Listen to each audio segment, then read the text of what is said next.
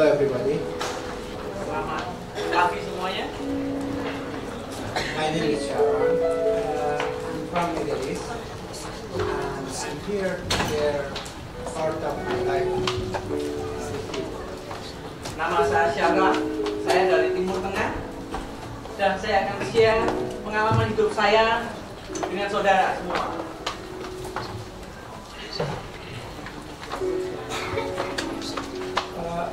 Actually, 2.5 years ago, I came to your country, your beautiful country. 2,5 tahun yang lalu saya datang ke negara ini, Indonesia, negara yang indah. After something happens in my country for me and my family, we decided to get out of there. Then I want to share all of it. Sejak terjadi sesuatu dengan keluarganya di negara asalnya, dan ini akan dia sampaikan, dia sharingkan bersama kita hari ini. Everything that started from a dream that I had. One night I dreamed someone, I'm lost in somewhere, darkness. And I was trying to find a way, but I couldn't. But all of a sudden, someone took my hand and pulled me with him to the somewhere was light. Semuanya berawal dari sebuah mimpi. Di dalam mimpi itu saya ada dalam sebuah kegelapan yang sangat gelap. Saya mencari-cari jalan keluar dan tidak menemukannya. Tetapi pada saat itu ada sebuah tangan yang meraih saya dan membawa saya ke tempat yang terang. And then he told me, I asked him, I don't know where I have to go, which way, because it was a few way. And he said, this is your way. And he went away. Dan saya bertanya kepada pribadi itu, kemana saya harus pergi? Ada begitu banyak jalan. Dan dia berkata, kau harus ambil jalan ini. Dan setelah itu dia hilang. At that time, I didn't believe on anything, even if I didn't believe on existing God or anything. I said, oh, everything is nature.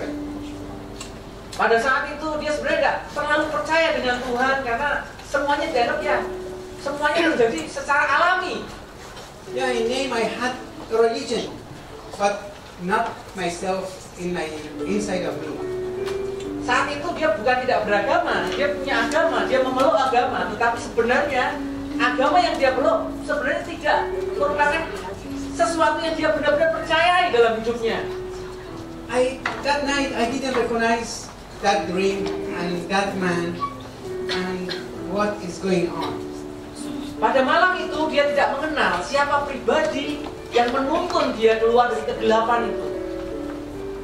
But after that, everything got start to me. Tetapi setelah kejadian itu malam itu, setelah dia bermimpi, segala sesuatunya dimulai. In my job, I had some courses to pass. Then after that night, I met someone in the courses that I was taking. Jadi dia mengikuti sebuah kelas kursus yang harus dia ikuti dalam pekerjaannya dia, dan dalam kursus itu dia bertemu dengan seorang Kristen. A man who was Christian and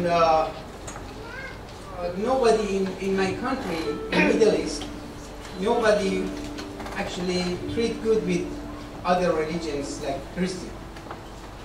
Dia adalah seorang Kristen, dan kita tahu di negara yang kami tinggali semua orang berusaha menjauhi orang ini.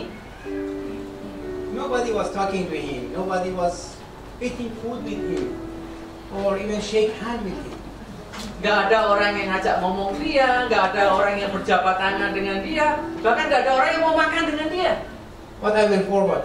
I went forward and I talked to him, and I sit and eat with him, and I asked him, "Is it true that you have 3 gods?" Tapi dia berusaha mendekati orang ini, diajak omong, kemudian dia bertanya, "Apa benar sih kekristenan itu orang Tuhannya 3 sih di Kristen?" even I don't believe on one. Kenapa nggak percaya pada Tuhan yang Esa? He said, no, it's not true. Then he explained about Trinity to me. Tapi dia berkata, yang kamu dengar salah, nggak benar seperti itu. Bahkan dia mulai terangkan tentang Trinitas. After that, then I found, okay, I was thinking around about Trinity. Then I got interested more to learn about it.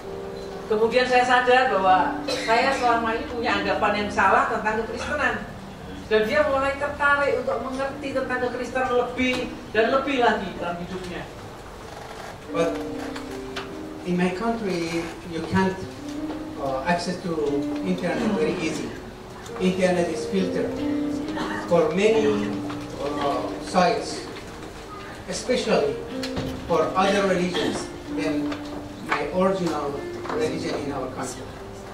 Jadi di negaranya memang akses ke internet pun dibatasi, terutama untuk hal-hal yang terkait dengan agama-agama yang lain. Informasi berusaha dicoba dicegah, dibatasi. Then God had a plan for me. After 2-3 months, I met one of my friends, school friends, right? Tetapi Tuhan punya rencana lain. Dalam waktu 2-3 bulan dia bertemu dengan seorang teman sekolahnya yang lama.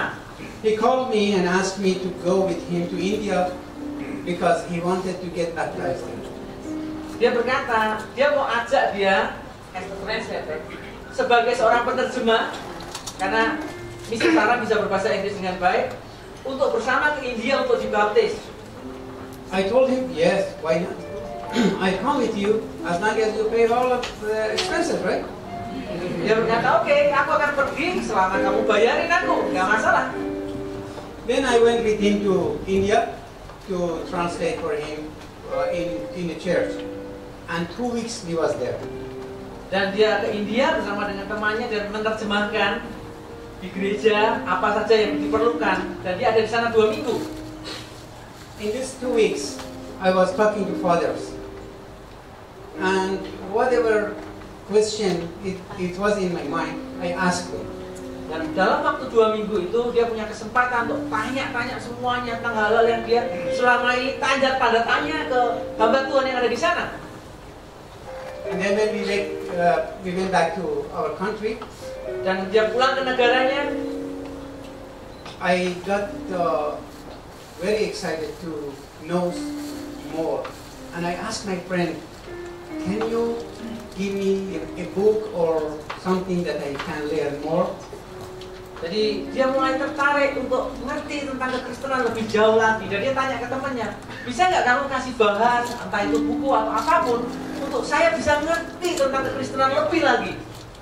In my country, it's not easy to get Bible. Di negaranya nggak mudah untuk dapatkan Alkitab, nggak seperti di sini. And he had a Bible and lent it to me. Dan temannya punya Alkitab dan dia berikan kepada Pak Syahram. Then I read the Bible. I try to read it every day and night. As any time that I got 3 times. Dan dia mulai coba baca siang malam, pokoknya ada waktu dia baca.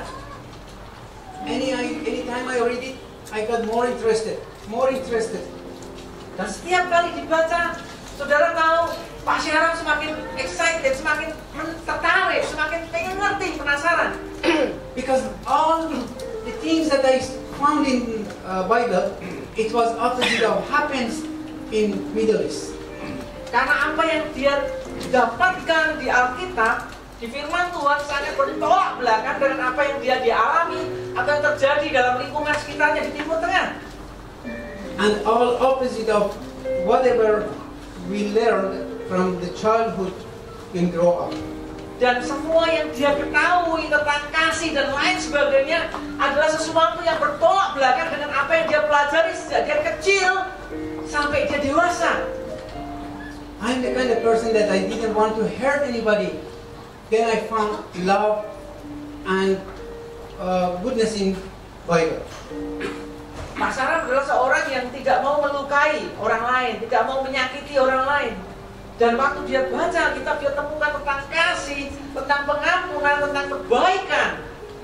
When I asked my friend after I finished the Bible, can you take me to the church, underground church that you go?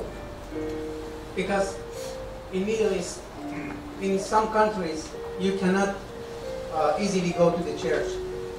You must be born Christian to go to the church, or otherwise you can't go to the church. You have to find underground church.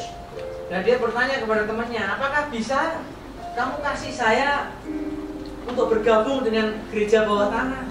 Karena Bapak Ibu tahu bahwa di negara-negara tertentu, termasuk negara yang Pak Syaraf tinggalin, kalau kamu nggak lahir Kristen, kamu nggak bisa pergi ke gereja.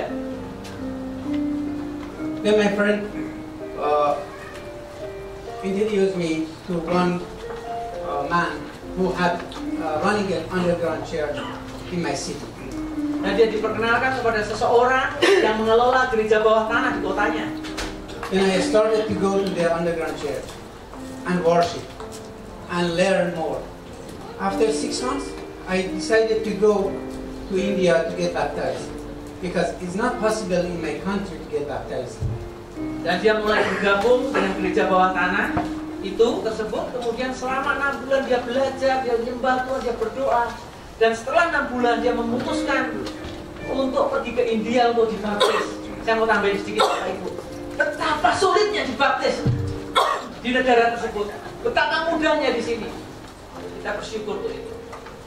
In this period, I actually gospel Jesus to my niece and one of my friends. Dan selama masa dia belajar tentang firman Tuhan, dia juga memberitakan Injil ke sepupunya, ke temannya. And I took them at that time with me to India, and we got baptized together. Dan dia juga bawa orang-orang ini, teman yang dia hasil penginjilannya dia untuk ke India untuk dibaptis juga bersama dengan dia. At that time, I realized that to gospel Jesus to other people is not that difficult. Saat itu dia tahu bahwa dia sadar bahwa untuk memberitakan Injil ternyata nggak susah. Even in a country close like my country. Bahkan di negara yang sangat ketat seperti negaranya yang ditempati Pak Syaraf. Then after that, I started to gospel Jesus to many of my friends or anybody that I know. Dan dia mulai beritakan Injil ke teman-temannya, orang-orang yang dia kenal. Until now, I gospel 36 people. Sampai hari ini Pak Syaraf sudah menginjil kepada 36 orang. Kenapa kita Bapak? Which most of them they got believe on Jesus, and some of them they got baptized. Dan beberapa dari mereka sudah kenal Tuhan dan dibaptis. Jesus is everything to me. After I was going to underground church, something happens to me which I think was plan of Jesus. Yesus adalah segalanya buat Pak Syaraf, buat hidupnya segalanya. Tetapi dalam perjalanan pengiringannya kepada Tuhan, gereja bawah tanah yang tadi diceritakan, ketahuan oleh pemerintah, oleh polisi. The underground church that I was going, catched by security forces, and some of the members and the leader got arrested. Dan gereja itu digerebek ya, dan beberapa pemimpinnya, beberapa anggota ditangkap. Then his brother called us that we don't go to the house for worship because this happened.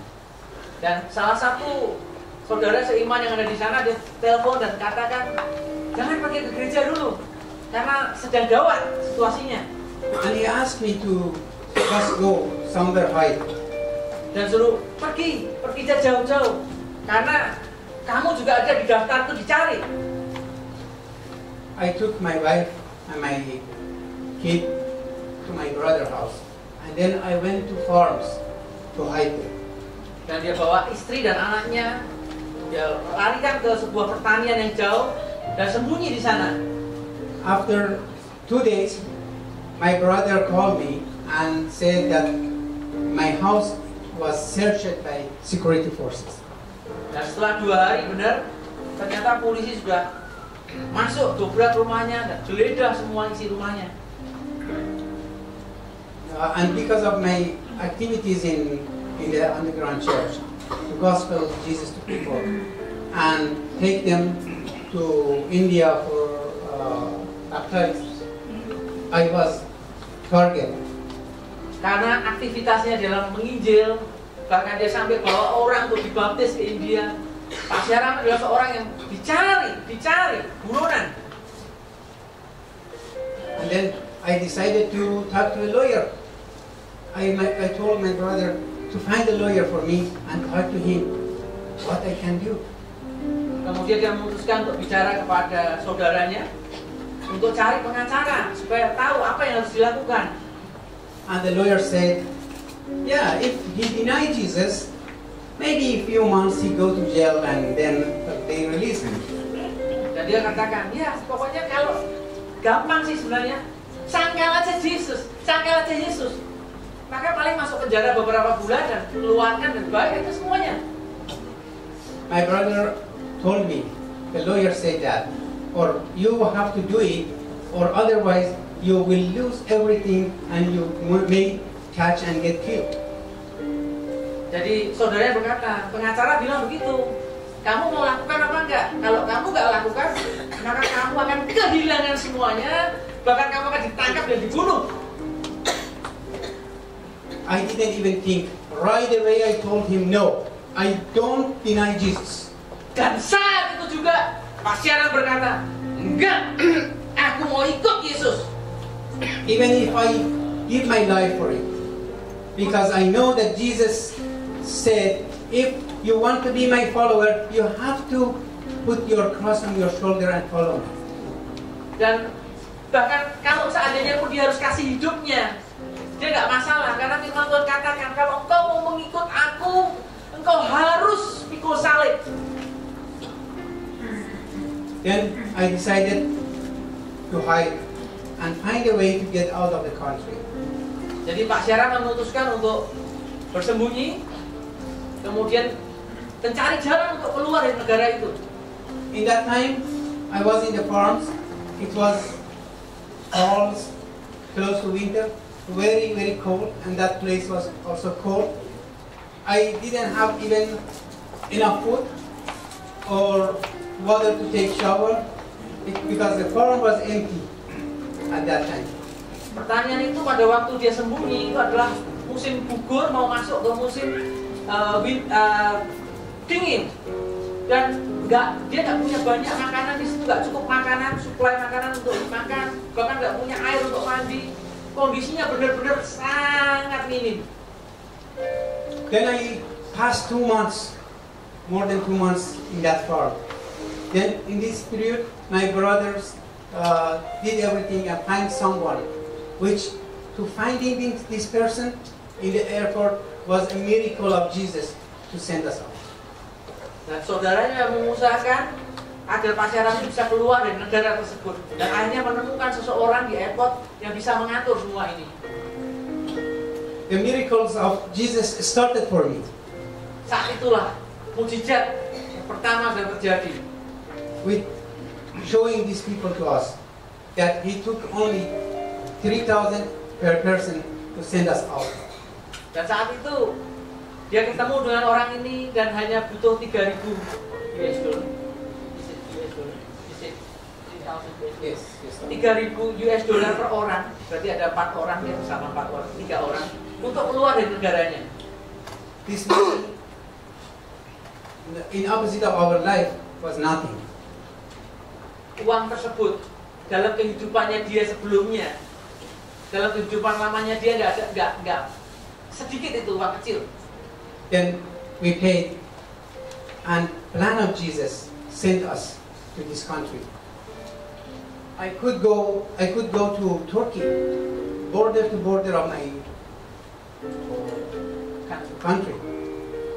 dia akhirnya datang ke Indonesia dan dia percaya itu rencana Tuhan. Karena bisa saja dia pergi ke Turki, negara sebelah perbatasan dengan nyebrang. Tapi nyatanya Tuhan bawa dia ke Indonesia. Then Jesus sent us here, that here we access free internet without filtering, that I can gospel more people. Dan di negara ini dia bisa dapat akses internet yang bebas tanpa filter. Dia bisa ngerti tentang Injil lebih, bahkan dia bisa menginjil ke lebih banyak orang. I left everything I had. I had two jobs actually, and I had making good money. Dan untuk itu dia lepaskan semuanya. Bapak Ibu, Pak Syaraf punya 2 pekerjaan dan dia orang yang sangat berkecukupan. Then we came here, and we had 4 days hotel in Pasar Baru. Dan waktu dia datang, dia nginep 4 hari di hotel di Pasar Baru. Then we was looking for a place to rent. Just Jesus lead me to Cakung from Pasar Baru. Dan dia mencari tempat tinggal, dan yang ajaib Tuhan Yesus itu bisa pimpin dia ke Cakung. Ke Cakung ya, ke rumah saya. Then I rent an apartment, very small apartment, 36 square meter. Dan di situ dia sewa sebuah apartemen kecil 36 meter persegi, kecil. Dia bisa sama bukan, dia cuma mau kasih tunjuk rumahnya dia dan lain sebagainya. My house was 1,000 square meter, 1,000 square meter. Rumahnya dia, We had cars, and you can. ya. Yeah, this is. I took this picture because in winter this tree by snow broke, and we had to show the municipality about our tree because we are not allowed to cut the trees, right? Oke, jadi kalau Bapak Ibu lihat tadi rumahnya itu besar, Bapak Ibu, 1000 meter itu rumahnya kok. Di jalan protokol, kalau tadi lihat ada mobil banyak, itu mobilnya dia semua. Dan saya sempat nanya, iseng-iseng, off the record, Pak, emang nggak berapa harga rumahmu sih Pak? Dia bilang, ya $2 juta sih dia, 26 miliar Bapak Ibu. Dia tinggalkan, dia masuk ke apartemen kecil, 36 square meter. 36 meter. And my wife was crying a lot. Istrinya nangis Bapak Ibu waktu dia lihat ini. Dia katakan ke saya, sama gudang rumah saya aja gede gudang rumah saya. We left our family. Dia tinggalkan keluarganya, dia punya keluarga. Because Jesus said, who that leave the father, mother, sister, brother, lands, gardens, all of these things, will get more hundreds. Karena Tuhan Yesus katakan, barang siapa meninggalkan saudaranya laki-laki, saudaranya perempuan, rumahnya, ladangnya, dia akan memperoleh 100 kali lipat.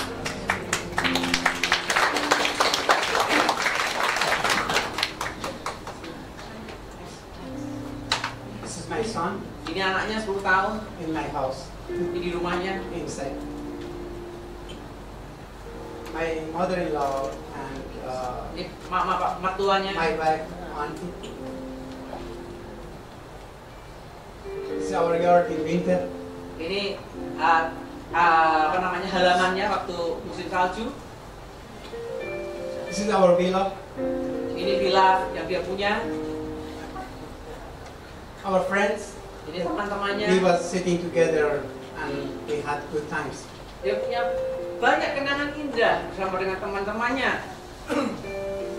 Our family. Ini keluarga besarnya.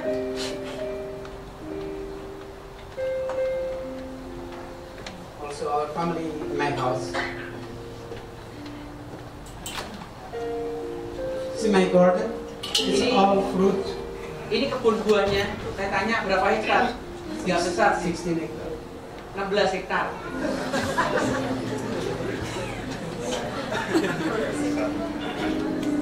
This is my house and my furniture, which is 120 years old, and it's worth it for 170,000. Dia Ini duduk di kursinya ini kursi kuno ya. Dia beli 170.000 US dollar. That's all.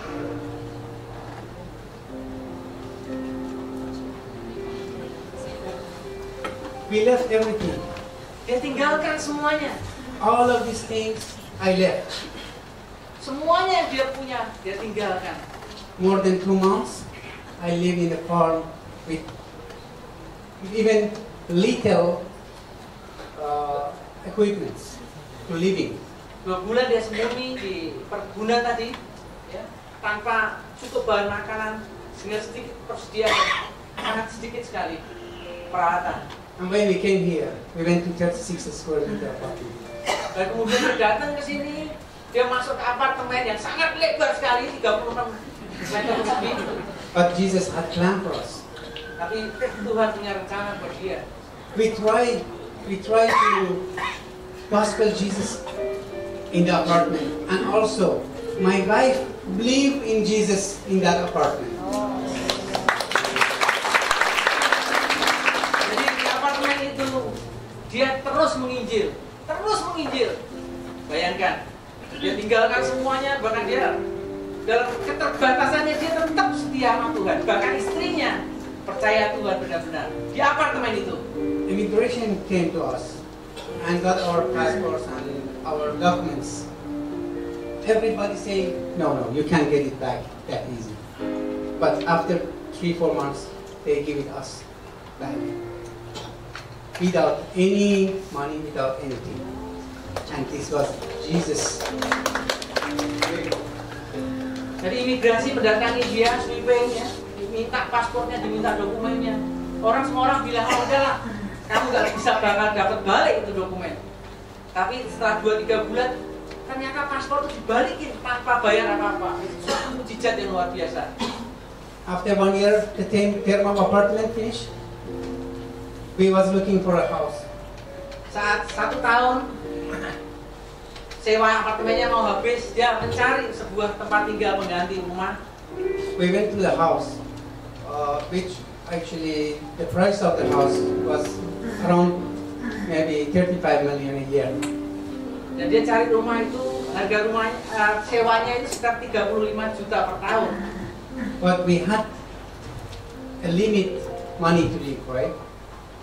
Tapi Pak Syahram ini kan uangnya sangat terbatas sekali karena dia benar-benar hidup sangat terbatas sekali. Keuangannya nggak bisa kerja. Then miracle of Jesus. When I went to see the house, I asked the owner, okay, I have only 18 million. He said, okay, you can have the house. Bapak Ibu, waktu dia temuin pemiliknya, dia bilang, saya cuma punya uang 18 juta, gimana? 35 juta loh, separuhnya. Pemilik bilang, oh, udah nggak apa-apa. Luar biasa campur dengan Tuhan. Again, many miracles. Like one night, I was finishing money. My money was finished. Maybe I had only 1 week money for 1 week living. Satu hari uangnya dia habis, mungkin cuma untuk 1 minggu aja duitnya. Then one of my friends called me, which I even didn't talk to him for a few years. Tiba-tiba ada seorang temannya telepon dia, padahal dia nggak pernah berhubungan sama orang ini selama bertahun-tahun. He asked me, do you need money? Dia tanya, kamu butuh duit? I said, actually, yes, I need money. Dan dia berkata, iya sih sebenarnya. He said, just give me an account number. Berikan account numbermu. Then he transferred money to the account of my brother, and my brother sent it to me. Dan dia kirimkan uang ke saudaranya di sana dan dia transfer ke Indonesia. If I want to tell all of the miracles that happened to us, is maybe need 1 or 2 days. Kalau dia mau bicara mujizat yang dia alami, pemeliharaan Tuhan, mungkin butuh waktu 1-2 hari untuk ngomong. Let me go to the end of it. The end of miracles. Dia mau singkatkan aja ke mujizat yang dia alami terakhir ini. Like around 1 week ago, we changed our house. 1 minggu yang lalu, sekitar 1 minggu yang lalu dia pindah rumah. we found a woman which he was very nice to us, to our family, and we got friend. Dia punya teman, istrinya dia juga punya teman. Orang ini tinggal di Taman Modern, Bapak Ibu, itu kompleks rumah saya ya. Taman Modern dan sangat baik sekali dan dia pengen pindah ke situ. And then one day we went to meet her in her house, and my wife said, it was good if we could get a house near you. Dan satu kali waktu dia lagi mampir ya, dia ngomong, wah enak ya kalau aku punya rumah dekat kamu karena kita bisa sering ketemu dan lain sebagainya. I told my wife, oh, never don't think about it because here is very expensive. Tapi dia berkata pada saya, jangan pernah mikir seperti itu ya, karena di sini mahal banget ininya daerah situ. When we asked about the prices in that area, they said 60 million per year. Dan waktu dia tanya berapa harga sewanya rumah itu per tahun, 60 juta Bapak Ibu. But my brother-in-law, which was in the pictures, ya tadi yang ada di gambar, he's with us here, and I gospel him also, and he believed in Jesus, and he got trouble like me, he came here. Dia bersama dengan adik iparnya tadi kelihatan di gambar, itu bersama dengan dia sekarang, dia adalah buah penginjilan dari Pak Syaram juga. He said to me and my wife, do you believe on Jesus? We said yes. Kemudian bahkan adik iparnya ini tanya, kamu percaya sama Tuhan Yesus nggak? Terus mereka jawab, iya percaya dong. He said, then ask Jesus, and I'm sure Jesus will give it to us. Dan adik iparnya dengan polosnya 19 tahun Bapak Ibu. Ya kalau gitu minta aja ke Tuhan Yesus, pasti Tuhan Yesus kasih gitu. Then we pray for it to Jesus. And after 2-3 days, that lady came to our house and said, I found you a house near me. Dan setelah 2-3 hari berdoa, temannya tadi yang rumahnya di Taman Modern itu datang ke dia dan, oh saya sudah dapat rumah buat kamu. Jadi kenapa 1 tahun? Karena kontrakan yang tadi, yang 18 juta tadi sudah habis. Habisnya tanggal 21 bulan ini. Jadi beberapa hari yang lalu. Persis kurang beberapa hari dia cari rumah. Then she said that I made an appointment with the owner to come tomorrow. Dan dia katakan, aku sudah buat janji dengan pemilik rumahnya yang tadi dekat dengan dia. Dan besok kita ketemuan. And then the day after, we went and talked to the owner. I told him I have only 20 million. I'm paying 18 million in this place that I'm sitting. And maybe I can increase 2 million. I have 20 million. And his house is very big. Dan dia akhirnya ketemu dengan ownernya dan dia berkata, aku cuma mungkin bisa bayar 20 juta. Karena rumah yang sebelumnya 18 juta. Sedangkan, ya, saya tahu rumahmu itu besar gitu ya. I said, no, I can't give you because I live in this money. I'm retired and I live in this money. I can't give. My house is worth it for 60 million. Maybe I can give you minimum 50 million.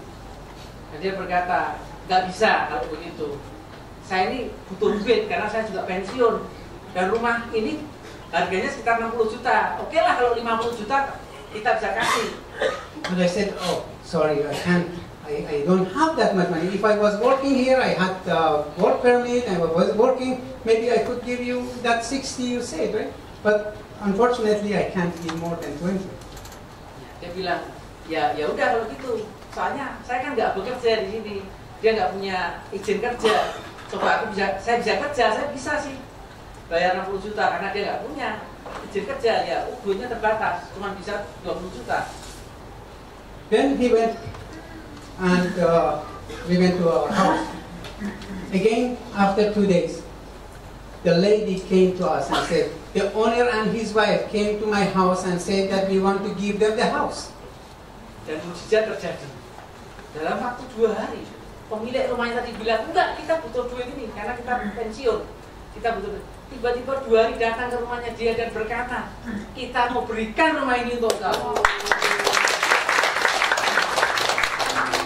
And I asked her, why they want to give us the house? Because he said that I'm living in this money. She explained that The day after he talked to us, the cardinal from Central Java came to her office because his wife is a doctor. Jadi dia tanya, loh kenapa kamu tiba-tiba berubah pikiran? Kemudian dia terangkan, ada seorang kardinal di Jawa Tengah itu sudah berobat ke Jakarta. Kebetulan ditangani oleh istrinya yang dokter. And then when she explained to the cardinal about the house and he wanted the house, the cardinal said, "You must give them the house." Dan waktu istrinya ini sharing-sharing ke Pak Kardinal tadi, Pak Kardinal ini bilang, kamu harus berikan rumah itu ke dia, Pak Syara. And also the owner's son is father in Melbourne, and at night he called his son and told him this happened. Dan anaknya dia adalah seorang hamba Tuhan juga di Melbourne, dan waktu dia telepon anaknya untuk mengatakan hari ini, anaknya juga bilang hal yang sama. And his son said, "You must give them the house." Kamu harus berikan rumah itu ke Pak Syara. Then the day after, he called Melbourne, our owner, because he wanted to go to Melbourne for some medical for his kidney, and he asked how much money I have to bring. They said no charge. Nah, sebelumnya, hari sebelumnya sudah itu, suaminya telepon ke Melbourne karena dia mau berobat, ada masalah dengan ginjalnya. Sebenarnya uang yang tadi, uang sewa tadi mau dipakai untuk berobat ke Melbourne. Tapi waktu dia telepon ke Melbourne, dia tanya berapa biayanya. Dijawabnya apa? Gak usah bayar katanya. Luar biasa. They said no charge, just you come. You don't need to bring any money. Jadi datang aja, gak usah bawa duit. Then they decided to give us the house. Karena itu dia putuskan untuk memberikan rumah ini kepada Pak Syara.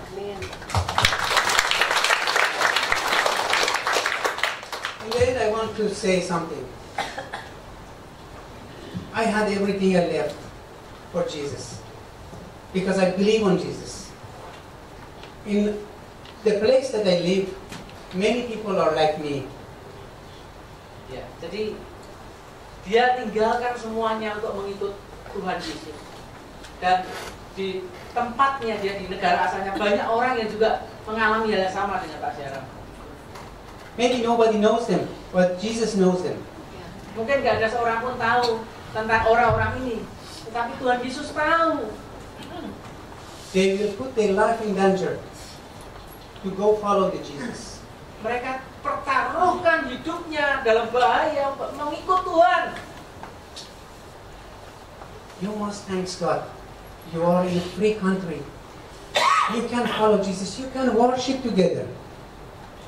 Anda semua, Bapak Ibu semua yang ada di sini harus bersyukur karena bebas memuji Tuhan.